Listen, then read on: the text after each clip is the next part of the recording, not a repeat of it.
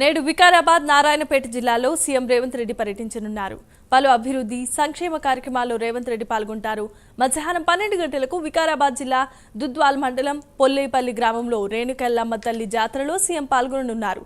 నారాయణపేట మండలం అప్పక్పల్లిలో జిల్లా మహిళా సమైక్య ఆధ్వర్యంలో ఏర్పాటు చేసిన పెట్రోల్ బంకును ప్రారంభిస్తారు. ఆ తర్వాత అప్పక్పల్లిలో మొదట విడత మంజూరు చేసిన ఇందిరమ్మ ఇళ్ల నిర్మాణానికి సీఎం రేవంత్ రెడ్డి శంకుస్థాపన చేయనున్నారు.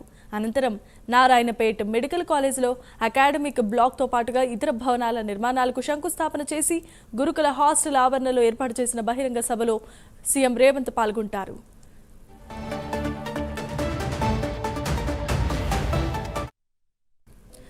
రైట్, ఇక నేడు తెలంగాణ సీఎం రేవంత్ రెడ్డి వికారాబాద్ జిల్లా నారాయణపేట జిల్లాలో పర్యటిస్తున్నారు. పలు అభివృద్ధి కార్యక్రమాలకు శంకుస్థాపన చేసి జాతరలో కూడా పాల్గొంటారు. ఇదే అంశానికి సంబంధించి మరిన్ని అప్డేట్స్ ను మా కరెస్పాండెంట్ హరిశంకర్ అందిస్తారు. హరిశంకర్.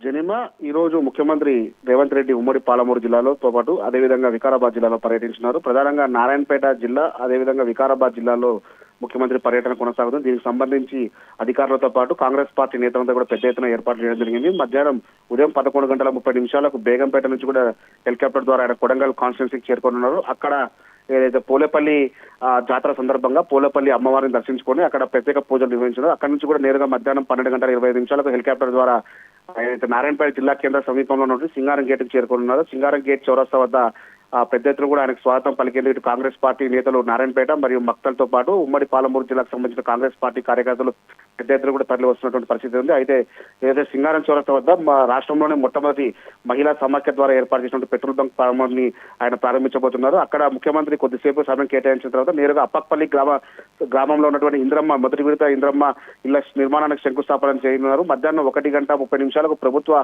నారాయణపేట ప్రభుత్వ ఆసుపత్రి సముదాయాన్ని అదే ప్రారంభించి అక్కడ మెడికల్ కళాశాల నిర్మాణానికి శంకుస్థాపన చేయనున్నారు. అక్కడ ఉన్నటువంటి విద్యార్థులు ఎవరైతే ఉన్నారో ఆ విద్యార్థులు ఆయన కొద్దిసేపు మాట్లాడిన తర్వాత వారితో ముఖాముఖి నిర్వహించే అవకాశం అయితే కనిపిస్తుంది.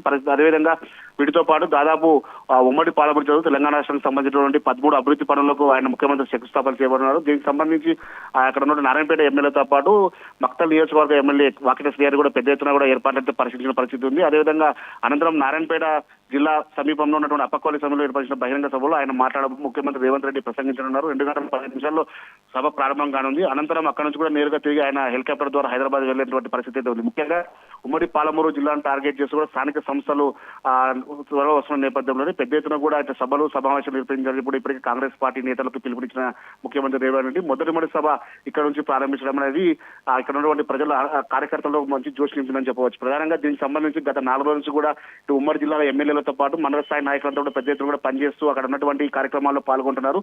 ముఖ్యమంత్రి రాకకు సంబంధించిన పోలీసులు కూడా పెద్ద ఎత్తున కూడా బందోబస్తు ఏర్పాటు చేయడం జరిగింది. ఎక్కడికక్కడ ఎవరైతే ముఖ్యమంత్రి సభ కావచ్చు అదేవిధంగా పర్యటనకు సంబంధించి ఎవరైనా అడ్డుకోవాలని చూస్తున్నామో కఠిన చర్యలు తీసుకుంటాం ఇప్పటికే హెచ్చరికలు జారీ చేసిన పరిస్థితి ఉంది.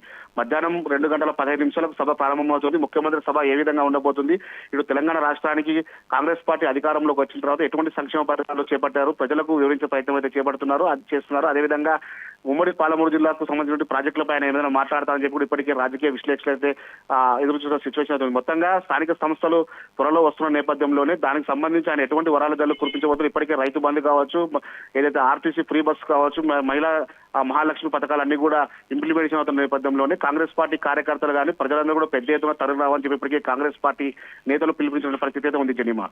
Right, thanks for the